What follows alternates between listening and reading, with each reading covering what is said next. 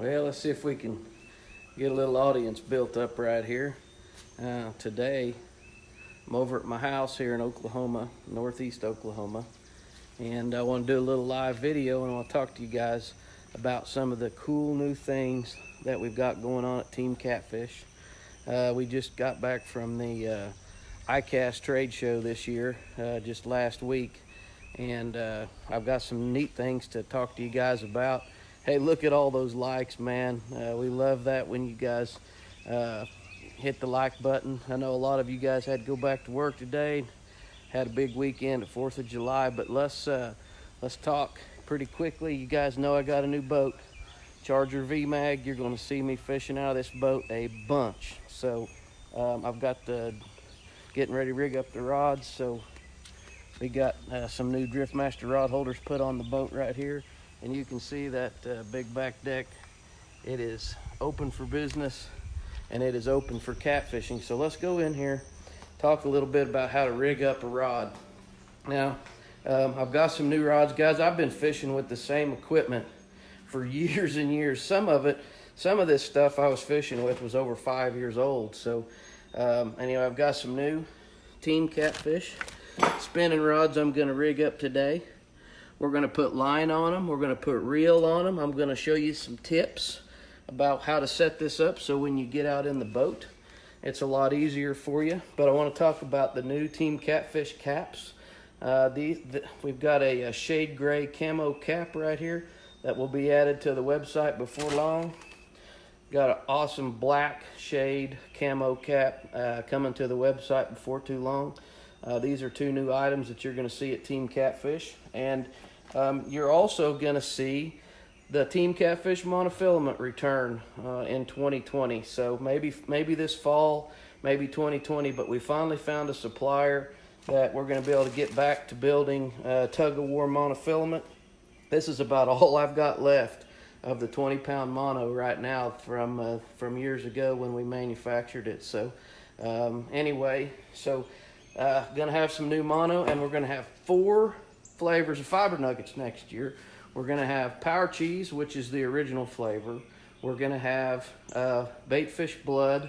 We're gonna have night crawler, and we're gonna have gizzard shad. So those are some things that you need to be on the lookout for. So let's go ahead and get started with our rod and reel kind of tutorial tips right here. So what I've got is a Team Catfish Thundercat. Okay, now for those of you that have followed me for years, you know that I love to fish with spinning equipment, and this is the medium action. I fish with the medium action 2-piece spinning rods almost all the time, unless I'm going to a river and I'm fishing for big fish and heavy current, or I'm flathead fishing out in a river for big fish and heavy current. I like the medium action Thundercat spinning rods, and I've got a really good tip on these. They're softer than the medium heavies. They're definitely a lot softer than the heavies. So for my boat fishing in lakes and small rivers and places where there's not a lot of current, I really like the medium action Thundercat. So talk a little bit about the Thundercats. One of the things everybody loves is the extra heavy duty snake guide hook keeper. We have a long handle right here. We call it power foam. We have stainless steel reel seats on this right here. Extra big heavy duty grip to get a hold of. Double wrapped guides. Now this is important on a high-end catfish rod like this, because the foot of this guide will not, over time, will not cut into your fiberglass blank. So you want to make sure that you look for those double-footed guides. We got plenty of them. We got stainless steel insert stainless steel rings inside here. So just the rods are put together really, really well. And this is the rod that I'm going to rig up. I'm going to match this with a new gold ring spinning reel. This is our GR 5000. Talk to you a little bit about the spinning reel. Been selling it for about 3 years now. Really, really good reel. Really nice looking equipment. So the first thing you need to do is you need to tighten up your, whether you're right-handed or left-handed, which is a big deal because there's a lot of times left-handed guys can't find left-handed casting reels. So you can tighten up your reel handle right here. We got a big power knob on the reel handle right here, and we got a really heavy-duty stem right here for you guys that are tackling those big cats and you don't want a lot of wobble or wiggle in your reel. Gold ring 5000. We have the on-off switch that has the instant anti-reverse right there. We got a big heavy-duty bail. Big bail. Heavy-duty bail. Because catfishermen are always laying their rods down, and you know the bails take a beating. We have the bait clicker, bait feeder system right here. And the bait feeder system also has an adjustable drag. And on this reel, the bait feeder will engage once you turn the handle. So you can sit there and let your catfish run with the line, and then when you get ready to pounce on him, you just start reeling, and that double action hook will get him. So we've even got some grooves in the reel right here, which helps hold your braided line down against your reel, but I'm going to show you a tip on how we put braided line on. So that's our reel, 50 size. Today I'm going to be pairing this all up with tug of war 50-pound or 65-pound braid, excuse me. This is high-vis braid, been selling this for a long time. This is a 100-yard spool, and the 100-yard spools work great on our spinning reels, and they work great on our casting reels.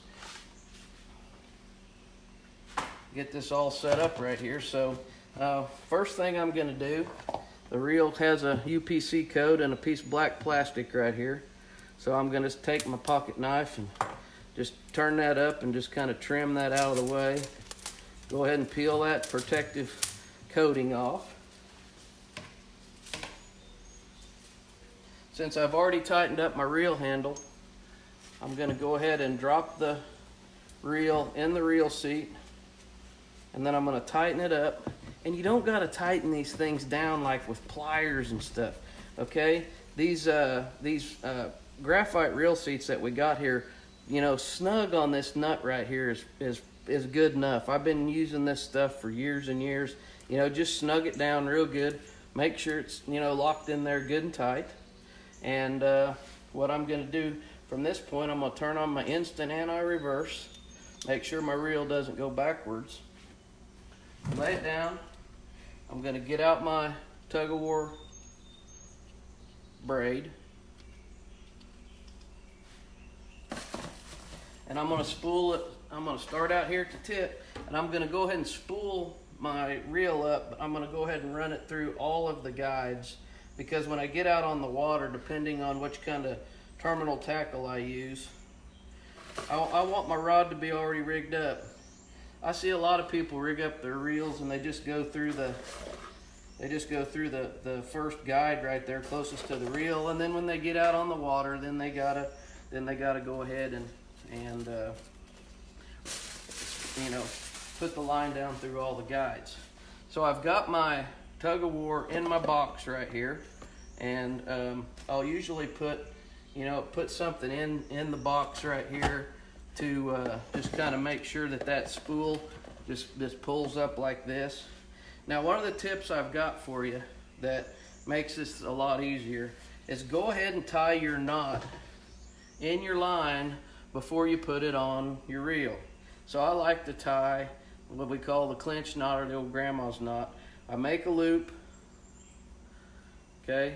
I'm going to grab a hold of the end of this loop with my fingers, and I'm going to go around this loop 3 times, back through the end, pull it down, kind of get it wet. And so right now I've got a knot that is kind of like a noose. It'll go down and it'll tighten up on that spool.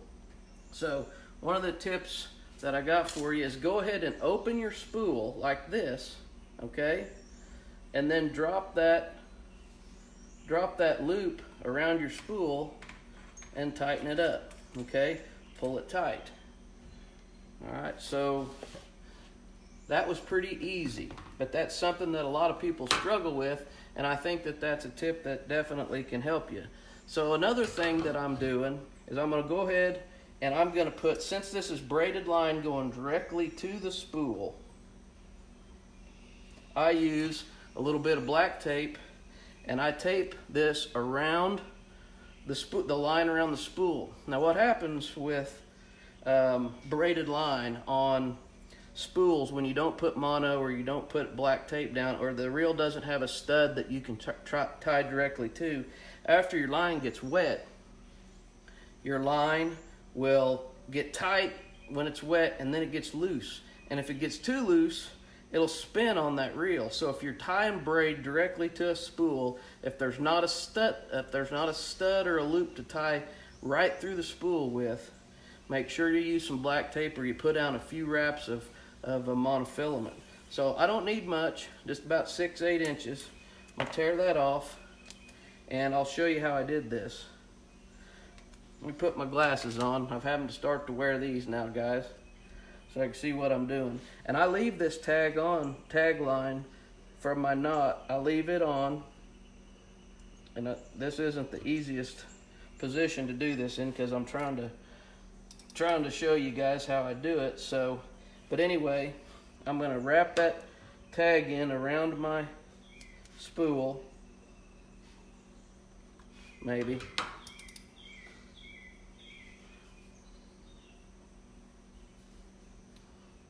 Okay, then I'm going to put my black tape down, and I'm actually taping the black tape around the spool all the way around at one time, and that's all you need for that braid to keep from spinning after it gets dried out. Now, to kind of take a look at that and see what I did right there. Okay, so that's secure now. Okay, and then this soft tape also gives you some place for the braid to bite. So once it gets good and tight, then it bites on that soft plastic. So let's go ahead and get her spooled up. I like for my spool to come like this and not up. I like for my spool to be turning continuously.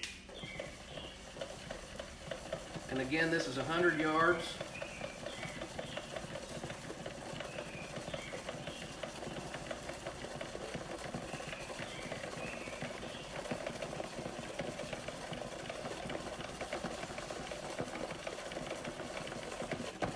I'll show you exactly how full this gets after I get the new tug-of-war braid on there.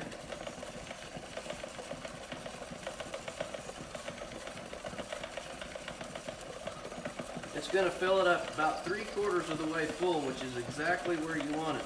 You put too much line on a spinning rod, you end up with a lot of problems. So you need to have it about 3/4 of the way full. Works really, really well. Okay, there it is right there. Go ahead and pull some of that out. Make sure the drag's working. Okay, there you go. That's about all you need in that spinning reel, and that's the 100 yard, 65 pound. Now, one of the things that I like to do before you get out on the water with your equipment all rigged up is I go ahead and I tie a loop knot, kind of a cinch loop knot, and that way when I get out on the water I don't have to cut my line. So I'm going to go through an eye, and then I'm going to pull that loop back through there. I'm going to cinch that down, and that way when I get out to where I'm going, I just pull that out and then I'm ready to rig it up. So anyway, that's how I'm rigging up my brand new 7'6" Thundercat rods with the gold ring spinning reel. I'm glad you got to watch the video with me, or help me with the live feed. We appreciate all you guys, and most importantly, we appreciate everyone that's going out and asking for our products at the dealers. It's ultra important, and I hope this taught you something, regardless of whether you use our equipment or not. I hope this video helps you catch more catfish. Come see us at teamcatfish.com. You can find all this equipment, or a dealer right there. I'm Jeff. Thanks for watching. We'll catch you later.